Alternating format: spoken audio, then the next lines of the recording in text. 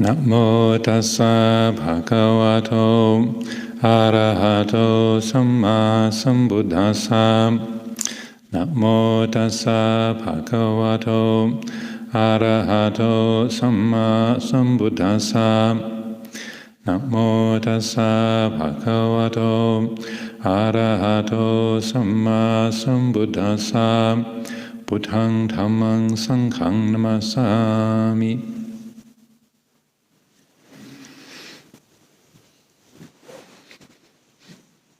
This passage from the suttas that we include in the ceremony for the request for taking up the anagarika life. Begins, the household life is cramped and dusty, the homeless life is free as air. Sometimes when people hear that or read that, they're a bit puzzled because immediately following, it's been, determining the 8 precepts, refraining from taking life, refraining from stealing, refraining from intentional sexual activity, refraining from lying, refraining from intoxicating drink and drugs that lead to carelessness, refraining from eating at inappropriate times, refraining from entertainment, beautification, and adornment, and refraining from lying on a high and luxurious sleeping place. So there's a lot of refraining. There's a lot of limitation that one is taking on. And so it can be puzzling. So the household life is cramped and dusty, the homeless life is free as air. So that it might seem to be a contradiction there. What we might think of as freedom is being able to do whatever we like. And so don't do this, don't do that. No sex, no drugs, no rock and roll, no, not even any supper. So there's a lot of apparent limitation. So I feel it's and the kind of people that live here in the monastery have already gone forth, or people who've chosen to come and spend time here that probably have a sense of how these things work, and it's almost certainly the case that because of having tried to be free, or having tried to exercise freedom by following our desires, following our impulses, following the compulsions of our society or our conditioning, the habits of the world, we've not found satisfaction. We've not found a genuine freedom, and through not finding that quality of freedom or a sense of fulfillment, a sense of ease and satisfaction in life, then we come to a monastery. We turn the attention onto the mind, because it's become apparent that no matter how hard we try, no matter how much effort or time or energy we put into pursuing getting the things that we like, or getting away from the things that we don't like, that effort doesn't result in a genuine freedom. It doesn't bring a quality of fulfillment or ease or genuine peace and satisfaction to the heart.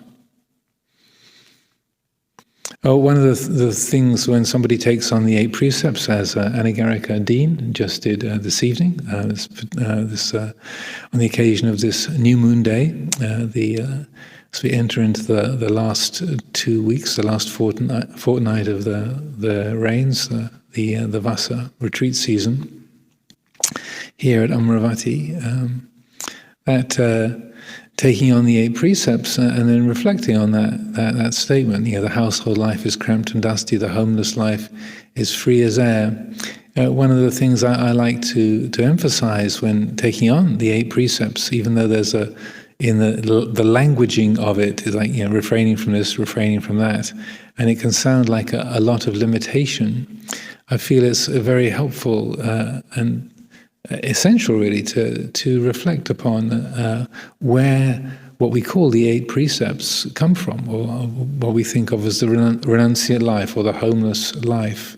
Where does that come from, and what is the principle that is based upon?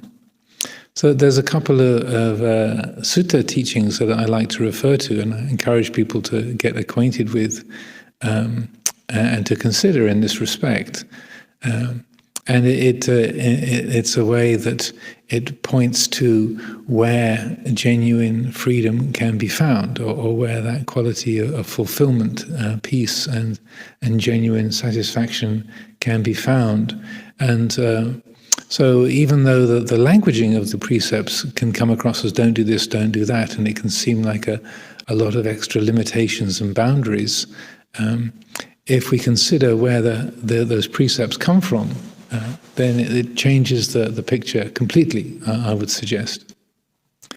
So there's a teaching called the Uposatha Sutta, and where the Buddha's talking about establishing the 8 precepts as a form of training for the lay community. And a rough rendering of it, the Buddha is sort of expressing his own internal thinking process, and he considers that all their lives, from the time of enlightenment, an arahant never deliberately takes the life of another living being. Wouldn't it be something useful and beneficial for the lay community to undertake that standard of conduct? And then they will be living as the arahants do, and that will be for their long-lasting welfare and happiness. So similarly with the other precepts, so that all their lives, the arahants don't take what is not given. All their lives, arahants don't engage in sexual activity. All their lives, arahants refrain from telling lies or using intoxicants.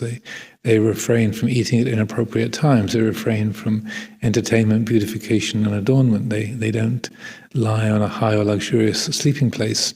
And for each of those, the Buddha reflects in the same way that wouldn't this be something useful if the lay community adopted this on the moon days? If they took this on as an observance, then they would be living as the arahants do, and that will be for their long-lasting welfare and happiness. So in this, and in say the country of origin of this community in Thailand, northeast Thailand, the standards for the local people, the villagers, would come into the monastery and take the 8 precepts as an observance for the day. So it's a kind of 1 day a week anagarika ordination, if you like. They would come to the monastery early in the morning, offer food to the community, and then take the 8 precepts. And for many of the locals, the villagers, they would spend a part, if not the entire day and the night, in the monastery. So it's serious church. So they would take the 8 precepts in the morning, spend the whole day in the monastery, listening to the teachings, practicing meditation, and then staying through into the evening, and then using the whole night for meditation practice, or listening to another Dhamma talk. And then at the end of the night, in the early morning, around dawn, they would relinquish the 8 precepts, go back onto the 5 precepts, and then usually offer some more food, and then walk home after the mealtime. And so it's 1 day a week, just as the Buddha encouraged, 1 day a week. Then people will be taking on the 8 precepts, living in that way, and adopting that mode of conduct as a part of their sort of weekly routine, as their lives.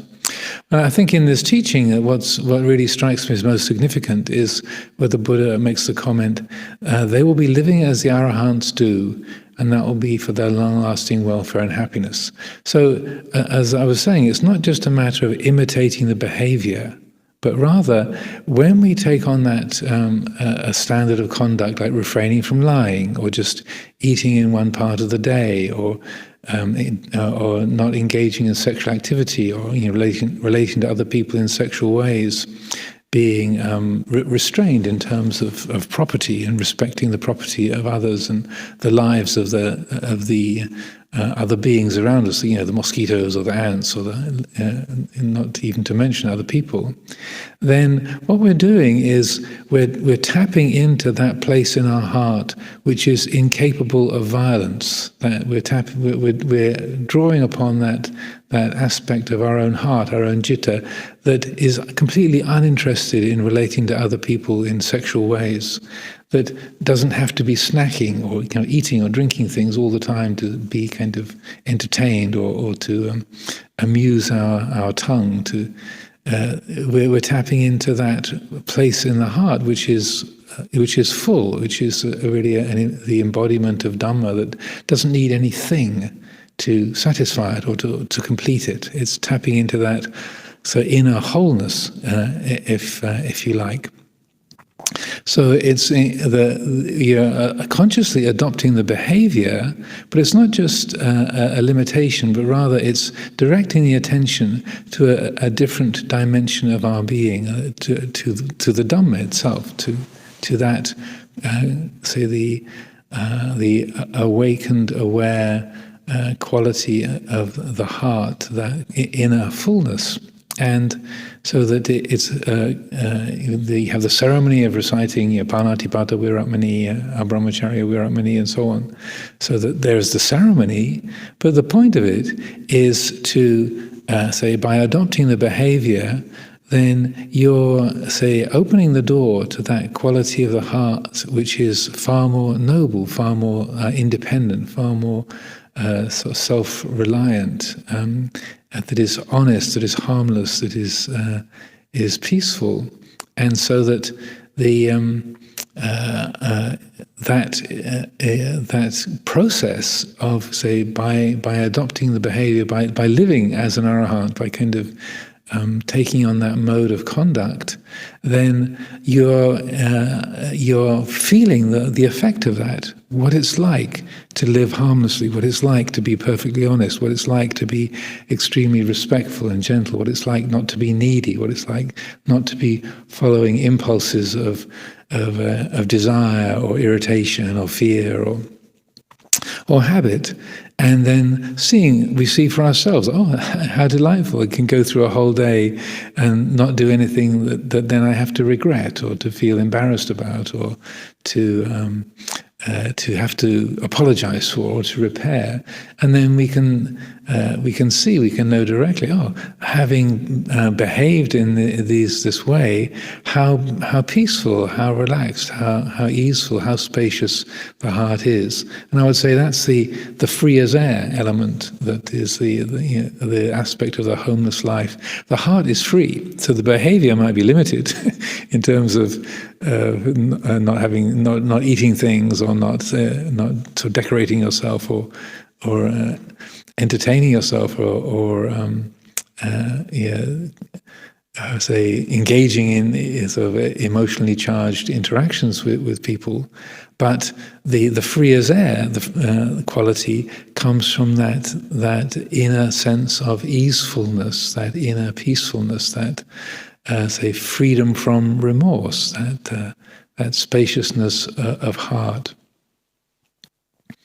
Another couple of teachings that I like to refer to in this respect, there are two suttas side by side in the Book of the Nines, in the numerical discourses, the Anguttara Nikaya.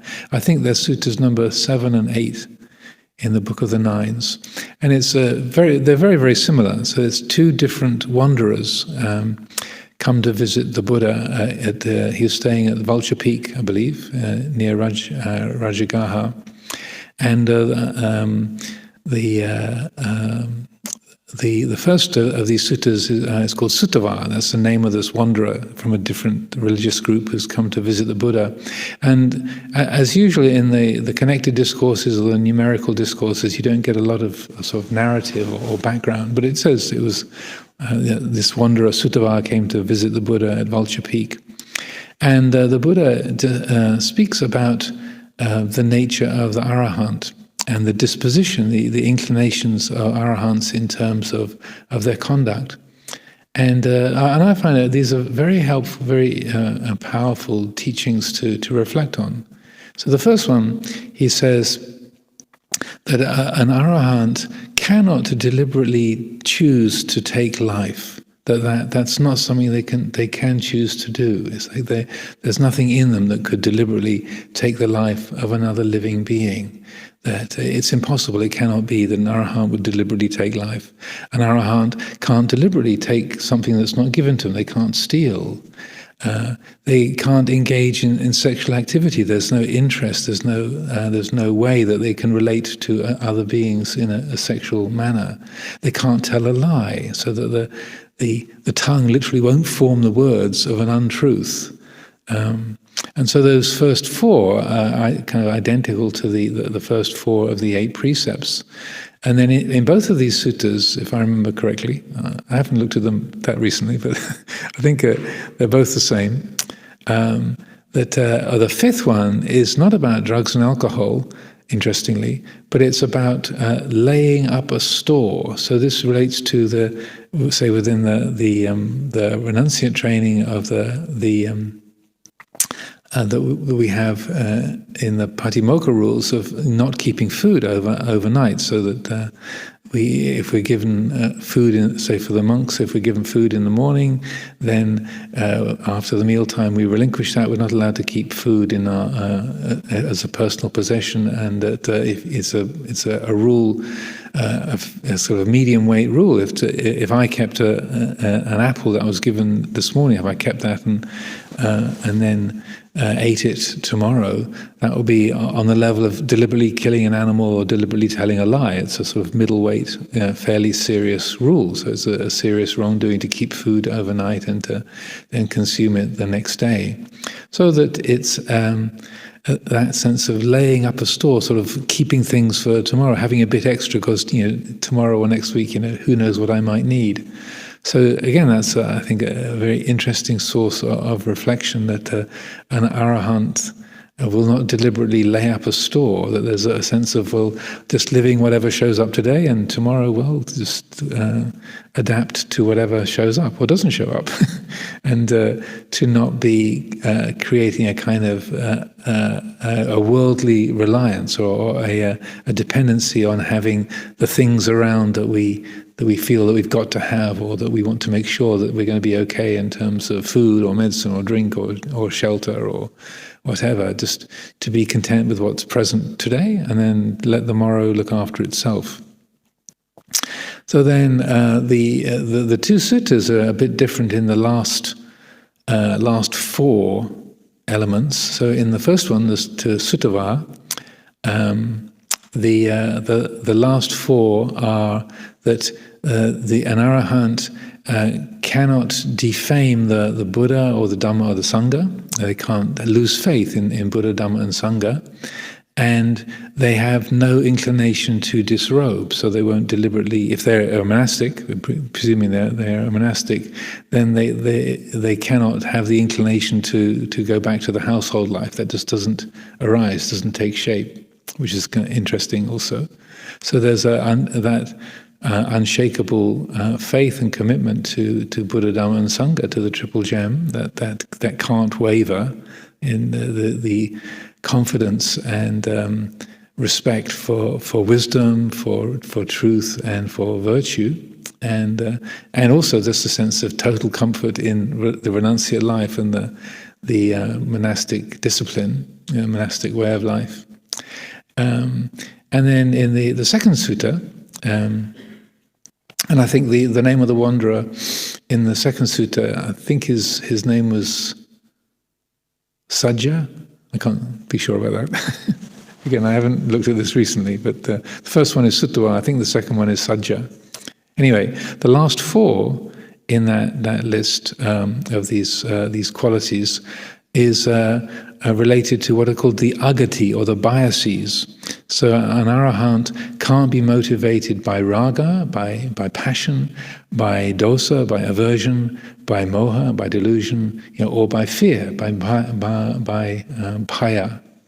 So that the two discourses vary a little bit in that respect. But again, I feel it's helpful to reflect in terms of the structure of the 8 precepts and the the life that we lead. That if we consider that the way the Buddha speaks in that teaching, that that it's rather than thinking of not killing, not stealing, the brahmacharya life, celibacy, not lying, or not sort of storing things up, or not being sort of accumulating.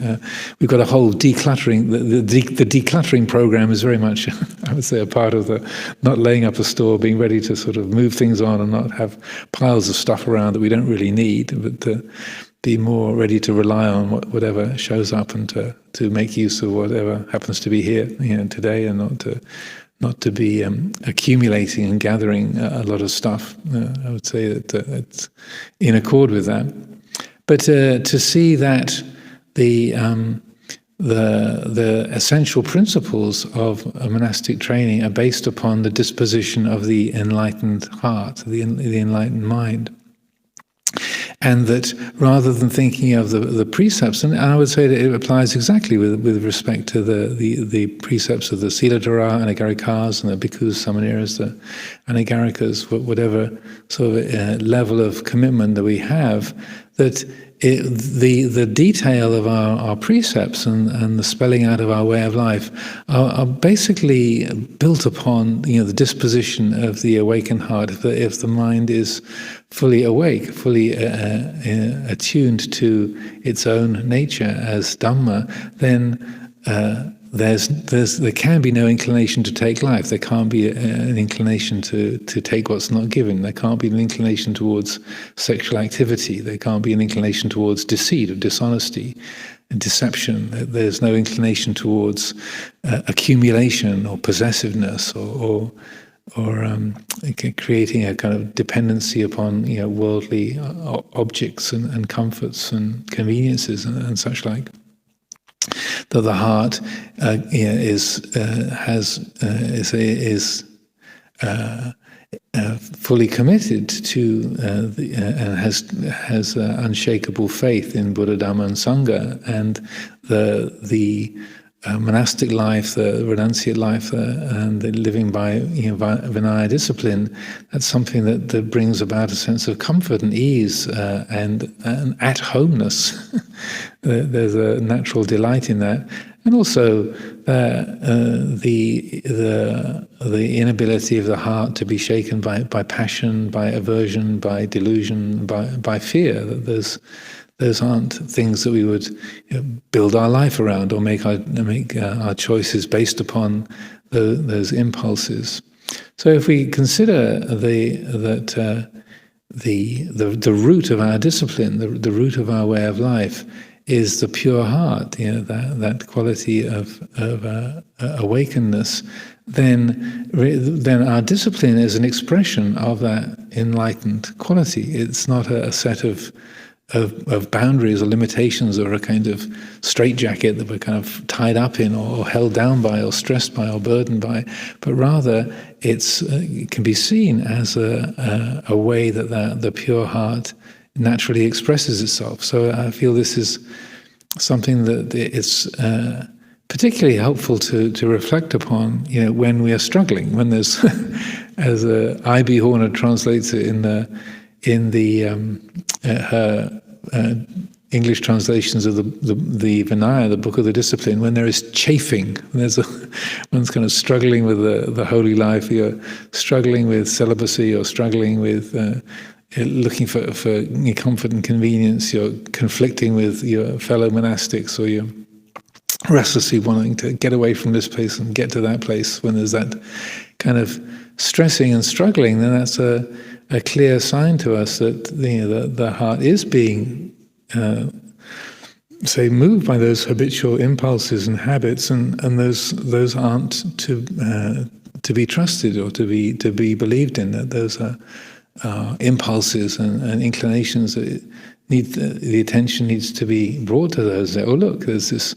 The mind is saying, if only I didn't have this, then I would be happy. If only I had more of that, then I would be happy. If only I wasn't here, and if only I was there instead, then I would be happy. So it's natural for that kind of stressing and that chafing and restlessness to arise. That's so much of a part of our training. But what's important is to recognize, okay, it's natural, or it's familiar that those kind of impulses, those reactions arise, but they're to be known, they're to be explored, to be understood, and to be let go of. Those are impulses are not to be trusted. They're not going to lead to a genuine freedom or a genuine, say, satisfaction or a genuine fulfillment. I would say. So when we say consider the root of our discipline to be, say, the natural inclination of the heart, then it gives a different tone. Even though the wording of the many rules that we have, it's formed in this sort of don't do this, don't do that. This is an offense. That is an offense. I feel that considering the framework and to think, if the heart was completely freed from greed, hatred, and delusion, there would be no interest in this. There would be no problem with this. It wouldn't be an issue. I wouldn't be jealous of that person. I wouldn't feel I've got to have this in order to be happy, in order to be fulfilled. And that just having that way of reflecting and exploring the habits and to say the impulses that arise in the mind, it's something that is gives a different framework. It changes the view, and so I strongly encourage this way of reflecting upon our discipline as a skillful way of relating to the work of spiritual training. We can't just sort of decide to be enlightened. We can't decide I will now see everything just as the arahants do all the time. You can't just decide to free the heart from greed, hatred, and delusion, and boom, it actually is permanently and absolutely freed. That's not possible. But we can raise that reflection. We can bring that memory to mind, that the knowledge of this teaching, the knowledge of this understanding of things, we can bring that to mind.